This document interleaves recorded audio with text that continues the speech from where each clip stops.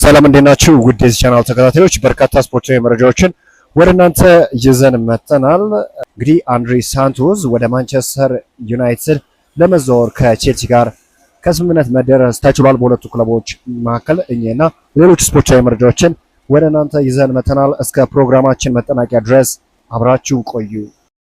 ማንቸስተር ዩናይትድ አንድሪ ሳንቶስን ለማስፈረም መስማማት ችሏል ከቼልሲ ጋር።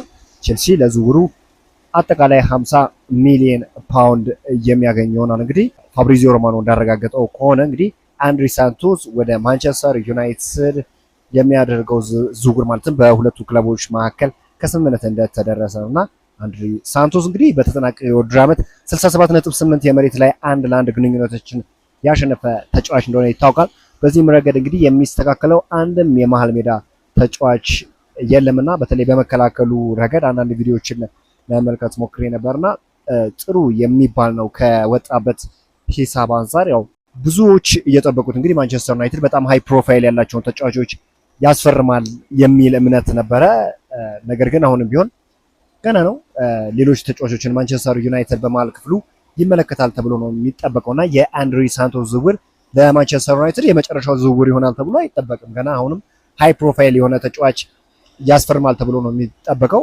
በነገራችን ላይ እድሜው 22 ሲሆን እንግዲህ 20ዎቹ እድሜዎች ላይ ያሉ ተጫዋቾችን ማስፈረም ነው የዩናይትድ ዓላማ። ምክንያቱም በተለይም ለወደፊት ለሚደረገው ፕሮጀክት ግንባታ እንደዚህ አይነት ወጣት ተጫዋቾች መኖራቸው መልካም የሚባል ነው። ነገር ግን አሁንም ቢሆን ልምድ ያለው ተጫዋች ያስፈልጋልና በቀጣይ እንግዲህ ዩናይትዶች የመሃል ሜዳ የሚያስፈርሙ ከሆነ ልምድ ያለው ተጫዋች ያስፈርማሉ ተብሎ ነው የሚጠበቀው። ከፍተኛ ዋጋን የማውጣት እድል ይኖራቸዋል ከዚህ በኋላ ባለው ሁኔታ። ታማኞቹ ዴቪድ ኦርስተን እና እንዲሁም ደግሞ ፋብሪዚዮ ሮማኖ ዝውውሩ ኦልሞስት እንግዲህ ከስምምነት እንደተደረሰ አሳውቋል። ተጫዋቹም የሕክምና ምርመራውን እንዲያደርግ ከቼልሲ ሙሉ ፍቃድ እንዳገኘ ታማኙ ዘ አትሌቲክስ ጸሐፊ ዴቪድ ኦርስተን ዘግቧል። አንድሪ ሳንቶስን እንግዲህ ማንቸስተር ዩናይትድ ለማስፈረም መስማማቱ ይታወቃል። ታዲያ ማንቸስተር ዩናይትድ የዳታ ደንበኛ እየሆነ እየመጣ ይመስላል። ምክንያቱም ማንቸስተር ዩናይትድ ከዚህ ቀደም የሚከተለው ሁለት መርህ ነበረ። አንደኛው ትልቅ ስም ሲሆን ሌላኛው ደግሞ የአሰልጣኝ ምርጫ ነው። ከነዚህ ውጭ ማንቸስተር ዩናይትድ ዳታ ላይ በደንብ ትኩረት አድርጎ ተጫዋች ሲያስፈርም ብዙ አንመለከትም ነበረ። ሳንቶስን ስትመለከቱ እንግዲህ ሪስክ የሚወስድ አይነት ተጫዋች ነው ማለት ይቻላልና ደግሞ ብዙ የሜዳ ክፍሎችን የሚያካልል አይነት ተጫዋች ነው። ቴክኒካልም ነው። በሱ ቦታ ላይ ለሚጫወት ተጫዋች የቴክኒክ ባለሀብት በዚህ ቦታ ላይ ለመጫወት እንግዲህ የቴክኒክ ባለሀብት እንደሆነ ይታወቃል። ረጅም ኳስ ለመጫወት ችግር የለበትም። ልኬት ላይ በጣም ጎበዝ እንደሆነ ይታወቃል። ከምንም በላይ ደግሞ በጣም የሚያስደንቅ ወይም ብልህ ተጫዋች ሲሆን አጠቃላይ ያለው ትኩረትም ጥሩ የሚባል ነው ከእድሜው አንጻርና በዲኤምኤፍ ሮል ላይ የሚጫወቱ ተጫዋቾች በብዛት እንግዲህ እድሜያቸው ሞር ገፋ ቢል ይመረጣል። ብስለትን የሚፈልግ ቦታ ስለሆነና አንድሪ ሳንቶስ በቴክኒክ ጉዳይ የሚታማ አይደለም። ነገር ግን አሁንም ቢሆን ማንቸስተር ዩናይትዶች ይህንን ዝውውር የመጨረሻ ዝውውር አድርገው ይቆጥሩታል ተብሎ አይጠበቅም። ሌላኛው ደግሞ እንግዲህ በፕሪሚየር ሊግ መጫወት የቻለ ተጫዋች እንደሆነ ይታወቃል። ቼልሲም እንግዲህ ትልቅ ክለብ እንደሆነ እናውቃለን እና ይህን ያህል አዲስ ይሆንበታል ተብሎ አይጠበቅም። ነገር ግን አሁንም ቢሆን ማንቸስተር ዩናይትዶች እድሜው ይቻል ወደ 26 አካባቢ የሆነ ተጫዋች የማስፈረም ሀሳብ እንዳላቸው ነው የተገለጸ የሚገኘው ከዚህ በኋላ የሚያስፈርሙ ከሆነና አሁንም ቢሆን የመሃል ክፍል ተጫዋች ዩናይትዶች ያስፈርማሉ ተብሎ ይጠበቃል። የአንድሪ ሳንቶስ የዚህ የብራዚላዊ ተጫዋች ዝውውር የመጨረሻው ዝውውር ይሆናል ተብሎ አይጠበቅም። ኤደርሰን እና አንድሪ ሳንቶስን እስካሁን ድረስ ማስፈረም ችሏል። ከዚህ በኋላ እንግዲህ ሌላኛው ስም ደግሞ ማን ይሆናል የሚለውን ነገር እንመለከታለን። የኦርሊያን ቹዋሚኒ ስም አሁንም ቢሆን ከማንቸስተር ዩናይትድ ጋር እየተያዘ እንደሆነ እየተገለጸ ይገኛልና ኦርሊያን ቹዋሚኒ በጣም በሚገርም ሁኔታ እንግዲህ ወደ ማንቸስተር ዩናይትድ ለመዘዋወር ክፍት እንደሆነ ነው እየተገለጸ የሚገኘው። አሁን በሪያል ማድሪድ ቤት ያለውን ሁኔታ ማወቅ ይፈልጋል። በተለይ ሪያል ማድሪዶች ተጫዋቹን ለመሸጥ ሙሉ ለሙሉ ክፍት የሚሆኑ ከሆነና በሁለቱ ክለቦች መካከል ከስምምነት መድረስ የሚቻል ከሆነ ተጫዋቹ ወደ ማንቸስተር ዩናይትድ ለመዘዋወር ክፍት እንደሆነ ነው እየተገለጸ የሚገኘው። ምናልባት እንግዲህ ማንቸስተር ዩናይትዶች ከዚህ በኋላ የሚያዘዋውሩት ተጫዋች ኦርሊያን ቹዋሚኒ ይሆናል ተብሎ ነው የሚጠበቀው። እስከ 3 የመሃል ክፍል ተጫዋቾችን ያስፈርማሉ ተብሎ ይጠበቃል እና እንደ ከዚህ በፊቱ እንግዲህ በጣም ከፍተኛ የሆነ ዋጋን አላወጡም። 80-90 ነበረ ከዚህ በፊት ማንቸስተር ዩናይትዶች ለተጫዋች ሲያወጡ የምንመለከተው። የማቲያስ ፈርናንዴዝን ዝውውር ብንመለከት እስከ 85 ሚሊዮን ፓውንድ ድረስ ሊያስወጣቸው ይችል ነበረ። አንድሪ ሳንቶስን እንግዲህ በ50 ሚሊዮን ፓውንድ አካባቢ ፓኬጅ ነው እንግዲህ መጨረስ የቻሉት።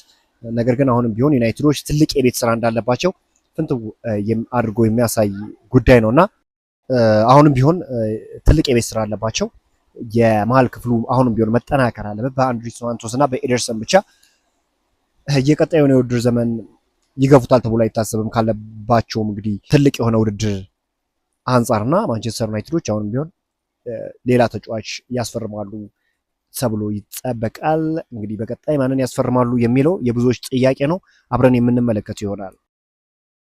አመሻሹን የወጣው ሌላኛው መረጃ እንግዲህ ማንቸስተር ዩናይትዶች አሁንም ቢሆን እንግዲህ ማርከስ ራሽፎርድን የሚገዛ ክለብ የሚመጣ ከሆነ ለመሸጥ ዝግጁ እንደሆነ እየተገለጸ የሚገኘው። አሁን ባለው ሁኔታ እንግዲህ ተጫዋቹ በማንቸስተር ዩናይትድ ቤት የፕሪሲዝን ወይም የቅድመ ውድድር ዘመኑን ለመጀመር ቅድመ ውድድር ዘመን ዝግጅትን ለመጀመር እንግዲህ ዝግጁ መሆኑ ይታወቃል። ነገር ግን አሁንም ቢሆን ማንቸስተር ዩናይትዶች ለዚህ ተጫዋች ወይም በቂ የሆነ ጥያቄ የሚያቀርብ ክለብ የሚመጣ ከሆነ ተጫዋቹን ለመሸጥ ዝግጁ እንደሆነ እየተገለጸ የሚገኘውና አሁንም ቢሆን ዩናይትዶች በዚህ ሁኔታ ክፍት ናቸው፣ ተጫዋቹን ለመሸጥም ዝግጁ ናቸው ተብለዋል።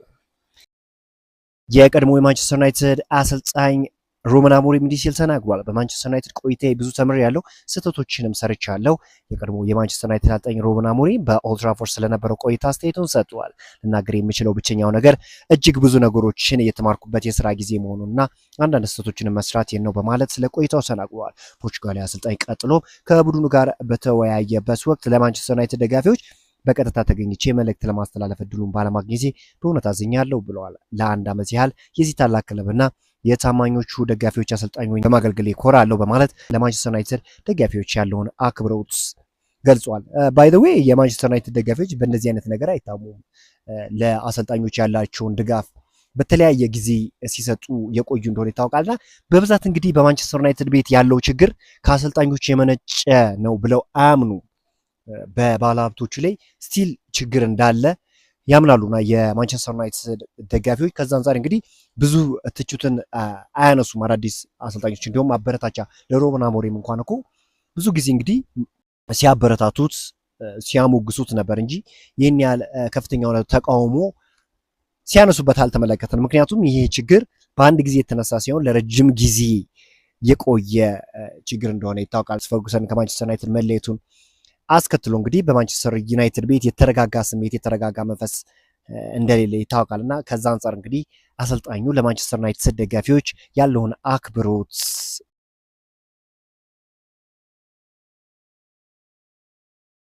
አንጸባረቅ ሞክረዋል። አመሻሹን የወጡ ስፖርታዊ መረጃዎች እንግዲህ ይመስላሉ። በአዳዲስ ስፖርታዊ መረጃዎች እስክንገናኝ መልካሙን ተመኘው።